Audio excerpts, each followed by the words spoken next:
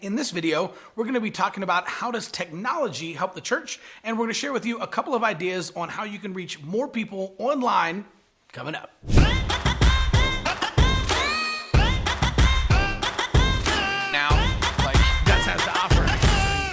Hey, what's up everybody? Welcome back. My name's Chris Abbott, and in this video, we're going to be exploring some of the different platforms and different types of technology that can help the church to be able to reach new people, help you to be able to expand your influence in your city, and ultimately attract new visitors. So one of the main things that I think we've all seen with the pandemic is just the rise in online and the importance on being able to use the internet to connect with people. So all of a sudden when the pandemic hit and churches all over the country shut down, a lot of churches were forced kicking and screaming into the 21st century. And now we all had to adapt and innovate and try to figure out, man, how can we use social media and technology to reach more people with the gospel? So we're going to dive into 5 different types of technology that you may or may not be using right now and kind of talk about a couple of ideas on how to use them to reach more people and attract new visitors to your church. Now, this is going to work whether or not you are meeting in person or whether or not you're still on lockdown and you're just meeting 100% online, right? No matter what it is, these platforms, these types of technology are going to be able to help you to be able to reach both in-person meetings and online. So let's dive in. All right, number one of my favorite pieces of technology out there is the Church Online platform. You might already be familiar with this one, right? This is something that Life Church and Pastor Craig Rochelle have put together and actually put out for the entire church world for free. And it's a great way to live stream your service. There's lots of interactive pieces. In fact, I remember when the pandemic first happened, one of the things that I did was kind of dive in and explore the Church Online platform. And I found a lot of the interactive pieces like the live chat, stuff like that were phenomenal and absolutely amazing. So this is a great piece of technology. It's a great way to be able to live stream your church and actually be able to show up in more than one places. So a lot of churches will be using social media to live stream, but using the Church Online platform is a phenomenal way to be able to not only live stream, but also connect and engage with the people in your church. All right, number 2, Facebook. Now, whether or not you like social media, whether or not you like Facebook or not, or Mark Zuckerberg, here's the deal. Facebook has 2.7 billion people and 1.8 billion log in every single day. Right? That's just too big to ignore. In fact, the average time spent per day on Facebook is 38 minutes. So people are constantly on Facebook, right? It's how we get our news. It's how we stay up with friends and family. It's how we reconnect with people we haven't seen in a long time. And so Facebook is where people's attention is. And so for that reason, we have to pay attention to it. In fact, Tom Rainer says that not learning how to effectively use social media is like a missionary moving to a country and refusing to learn the language. So we have to figure out how to use Facebook effectively. Here's a couple of ideas on how to use Facebook, right? So number 1 is you have Facebook posts, right? Now your Facebook post organic reach is way down on Facebook. And so Facebook only shows your post to less than 3% of the people who like your page. Now, I know that sounds crazy, right? But you can Google it. It's true, right? So if you have 1,000 likes on your church page and you post about your upcoming sermon series, Facebook's only going to show it out of those 1,000 people. They're only going to show it to about 30 people, right? And then based on how many people like, comment, and share, they might show it to a few more people. But the bottom line is the organic reach on Facebook is down so much that you basically have to pay to play. Right? So that kind of leads us to the next way that we can use Facebook, which are targeted Facebook ads. Now, these are different than boosted posts, and here's why. Boosted posts work really, really great if you're trying to reach the people in your church. So for example, if you wanted to get the word out about your baptisms and baby dedication service, this might be a great thing to do where you go on Facebook, you post it, and then a lot of times Facebook will come up and they'll say, hey, this post is performing 94% better than all of your other posts. Why not boost it for $10 to reach more people, right? So you click that boost button, you put $10 behind it, and now you're paying Facebook to show it to more people. This is great for internal communication. It's a great way to reach the people inside your church. But if you're trying to reach visitors and you're trying to get new people into your church, the way that you want to do that is with Facebook ads. Again, this is different than a boosted post. And the main difference is you're actually going to go to the ads manager, right? So you're going to go inside of Facebook ads manager. You're going to have a lot more options, and then you can pick the type of ad that you want to run. So you can literally tell Facebook's algorithm how to set up your ad. So for example, you could say, I want to send more traffic to my website. So you can set up a traffic ad inside of Facebook with a specific button that says either learn more or sign up, right? And literally they click that button and it takes them to your website. Facebook will optimize your ad and will show it to as many people as possible who are likely to click on it and take the action that you're looking for, which is going to your website, right? You can also run an engagement ad where now Facebook's going to show it to as many people as possible who are likely to engage with it, meaning they're going to like, comment, and share. Or you can create a video ad and you can run it for video views, and now Facebook's going to show it to people who are more likely to watch your video. Right? So it's just a really simple, easy way to get in front of a lot of people and invite new people into your church.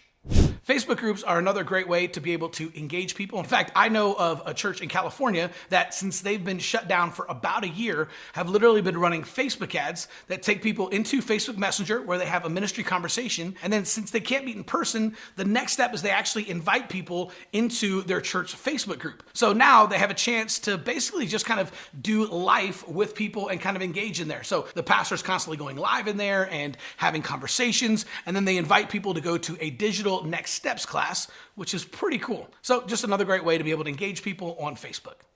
All right, number 3, Instagram. Now, Instagram is a phenomenal way to reach people in the 18 to 35 demographic. Obviously, Facebook owns Instagram, but Instagram has over 1 billion users by itself. 2.7 billion people on Facebook, another 1 billion on Instagram. This is a great way to be able to reach every single person within driving distance of your church. And in a lot of cases, you'll be able to hit people that are on Facebook and Instagram, so you're going to get multiple touches. 3 of the best ways to be able to use Instagram are, number 1, just regular posts, right? You're going to have more organic reach on Instagram, so they're actually going to show it to a lot more of your followers than Facebook will. So that's going to be a great way to kind of get the word out about your upcoming sermon series and different things that you want people inside the church to know. The second way to do it is Instagram stories. Stories are great. In fact, right now, the way that most millennials get their news and stay up with people, this is crazy to think about, but they actually wake up in the morning, they grab their phone and they set it up on the mirror, and as they're getting ready, they just click on Instagram and they just let their stories play.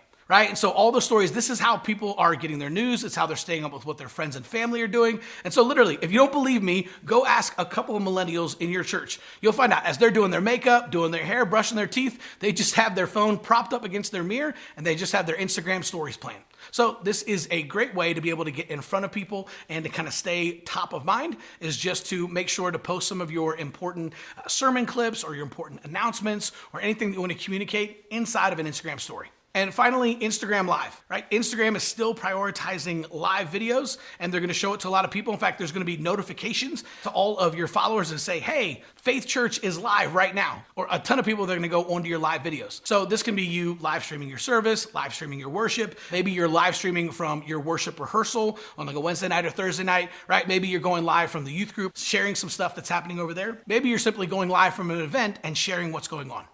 Number 4, YouTube. Now, YouTube is social media, but it's different than every other platform out there because YouTube is actually a search engine.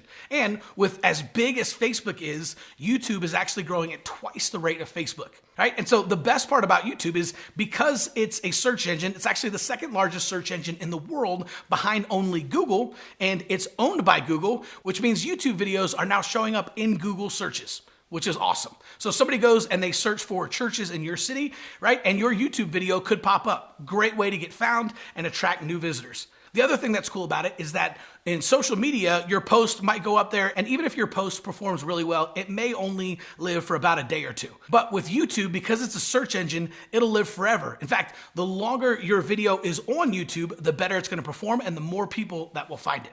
So YouTube is a great way to be able to use this. Speaking of YouTube, why don't you subscribe to the channel and make sure that you get notifications every single time we drop a new video. We've got a lot of content and a lot of new videos coming out that you're not going to want to miss. Number 5, Zoom.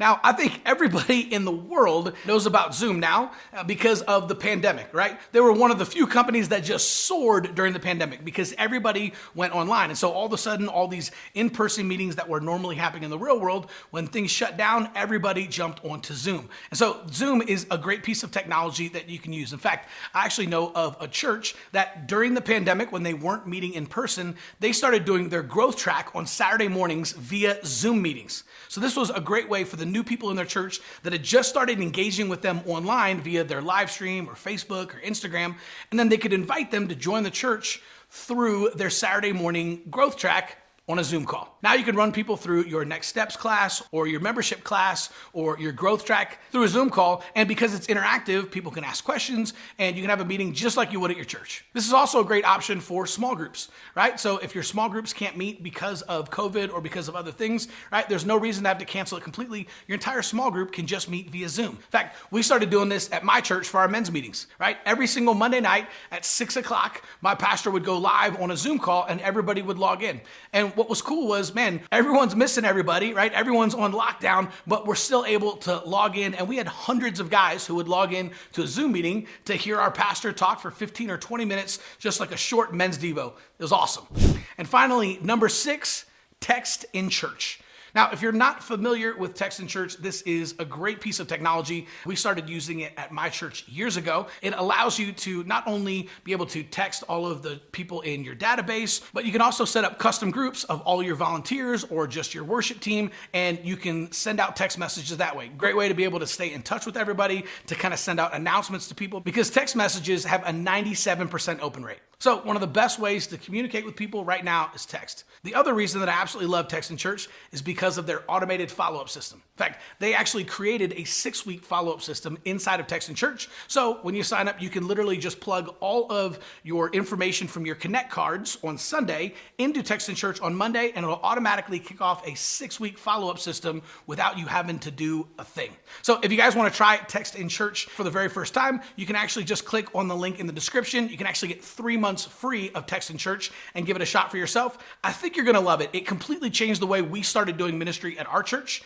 And by having that follow-up system, we were actually able to get people back in the door. We didn't realize how many people were slipping through the cracks after they were a first-time visitor until we started using an extended follow-up system, and it became a complete game changer for us. I think it will be for you too. All right, so that's it. I hope you found this video valuable, and I look forward to seeing you in the next video.